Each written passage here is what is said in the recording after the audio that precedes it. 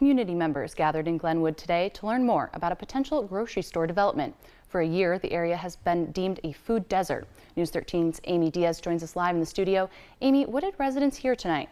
Well, Shelby, they got to learn more about the developer who is looking to add not just a grocery store to the area, but a completely new plaza.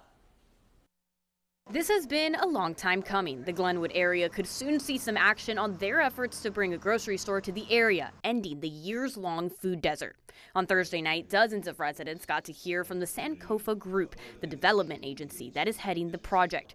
They introduced the Glenwood Town Center, a mixed-income, three-phase development that will include apartments, townhouses, and, of course, a grocery store.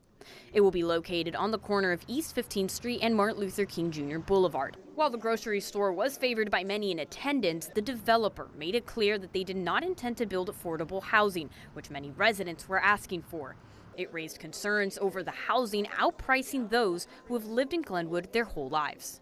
Being a legacy family member, there are several people who would like to move back to Glenwood, right? People who've moved away up north, down south to make a living really would like to come back to Glenwood, would like to come back to Panama City. The developer says he would need the housing in the complex in order to draw in a grocer to fill the property. As for what kind of grocer it will be, they don't know yet, but say it will be comparable to a Trader Joe's or a Sprouts. All of this is conceptual and still awaits approval from the Community Redevelopment Agency who owns the land. He brought this to us, and we're negotiating a contract now, but we will fully discuss that and determine whether there's a green light for this particular development at the end of July at the CRA meeting.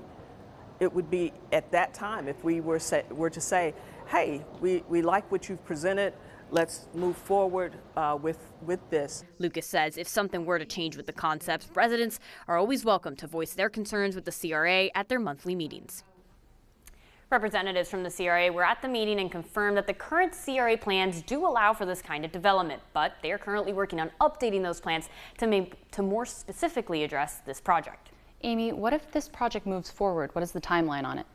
Well, there's no set timeline, but the developer said tonight that he expects a project like this one to take about 6 to 7 years to fully construct. All right, thank you. That's Amy Diaz reporting live from our studio.